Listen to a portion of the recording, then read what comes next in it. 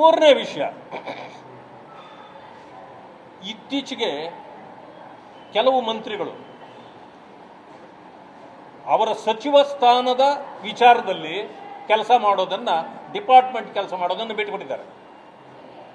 ಅವ್ರಿಗೇನಿದ್ರು RSS BJPಯನ್ನು ನಿಂದಿಸಬೇಕು, ಸುಳ್ಳು ಸುದ್ದಿಗಳನ್ನು ಹಬ್ಬಿಸಬೇಕು, ದಿವಸ TV ಮಾಧ್ಯಮಗಳಲ್ಲಿ ನಮ್ಮ ಮುಖಗಳು ಬರ್ತಾ ಇರಬೇಕು.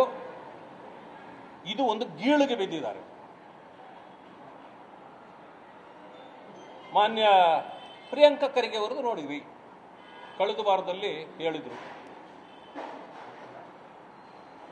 RSS ಅನ್ನೇ ಬ್ಯಾನ್ ಮಾಡಿಬಿಡ್ತೇವೆ, ಹಿಂದೆ ಬ್ಯಾನ್ ಮಾಡಿತ್ತು, ನಾವು ತಪ್ಪು ಮಾಡಿದ್ದೀವಿ ಅಂತ.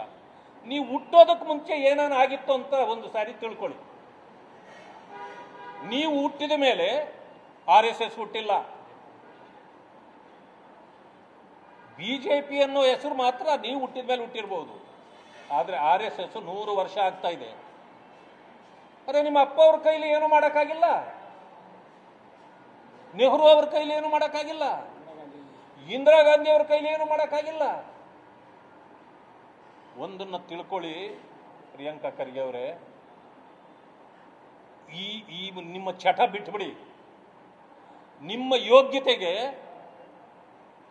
ಅಲ್ಲಿ ನರೇಗಾದಲ್ಲಿ ಕೆಲಸ ಮಾಡಿ ಆ ಬಡವರು 6 ತಿಂಗಳಿಂದ ಹಣ ಬಂದಿಲ್ಲ ಅಂತ ಕಾಯ್ತಾ ಇದ್ದಾರಲ್ಲ, ಅದನ್ನು ಕೊಡಿಸೋ ಯೋಗ್ಯತೆ ಇಲ್ಲ ನಿಮಗೆ. ನೀವು ಮಾತೆತ್ತಿದ್ರೆ ಬೇರೆ ಬೇರೆ ವಿಚಾರಗಳನ್ನ ಮಾತಾಡ್ತೀರಿ. ನಿಮ್ಮ ಇಲಾಖೆ ಬಗ್ಗೆ ಯಾವತ್ತು ಮಾತಾಡ್ತೀರಿ? ನೀವು ಇಲಾಖೆಗೆ ಸೂಕ್ತರಿದ್ದೀರಾ? ಯೋಚನೆ ಮಾಡಿ ನೋಡಿ. ಜನ ಎಲ್ಲ ಕಡೆ ನಿಮಗೆ ಚೀಮಾರಿ ಆಗ್ತಾ ಇದ್ದಾರೆ. ಅದನ್ನು ನೀವು ಬ್ಯಾನ್ ಬ್ಯಾನ್ ಬ್ಯಾನ್ ನೀವಲ್ಲ, ನಿಮ್ಮ ಯಾವ ಪೀಳಿಗೆ ಬಂದರೂ RSS ಅನ್ನು ಮುಗಿಸೋಕ್ಕಾಗಲ್ಲ. ಆದರೆ ಒಂದು ಹೇಳ್ತೇನೆ, RSS ಯಾವತ್ತೂ ನೀವು ಎಷ್ಟೇ ಮಾತಾಡಿದ್ರು ನಿಮಗೆ ಅವರು ಉತ್ತರ ಕೊಡೋದಲ್ಲ. ನಾವು ಕೂಡ ಅದಕ್ಕೆ ಉತ್ತರ ಕೊಡಬಾರ್ದಿತ್ತು, ಆದರೆ ನಿಮ್ಮ ಉದ್ದಟತನಕ್ಕೆ ಉತ್ತರ ಕೊಡಬೇಕಲ್ಲ. ಅಷ್ಟಕ್ಕಾಗಿ ಮಾತ್ರ ಇಡೀ ರಾಜ್ಯದ ಜನ ಇವತ್ತು ಕಂಗಾಲಾಗಿದ್ದಾರೆ. ಕೆಲವು ಕಡೆ ಮಳೆ ಹೆಚ್ಚಾಗಿದೆ, ಕೆಲವು ಕಡೆ ಮಳೆನೇ ಬಂದಿಲ್ಲ, ರೈತರು ಸಂಕಷ್ಟದಲ್ಲಿದ್ದಾರೆ. ಇದರ ಬಗ್ಗೆ ಚಿಂತೆನೇ ಇಲ್ಲ ಸರ್ಕಾರಕ್ಕೆ. ಮಾತೆತ್ತಿದ್ರೆ ಸರ್ಕಾರ ಹೀಗೆ ಮಾಡಿದೆ, ಹಾಗೆ ಮಾಡಿದೆ, ಜನರಿಗೆ ಇಂದು ಕೊಟ್ಟಿದೆ, ಮಾತಾಡಿ ನೋಡೋಣ. ನಿಮ್ಮಲ್ಲೇ ಆ ಬಂಡವಾಳ ಇಲ್ಲ, ಅದಕ್ಕೆ RSS ಬ್ಯಾನ್ ಮಾಡ್ತೀವಿ, BJP ಅವರು ಹೀಗೆ.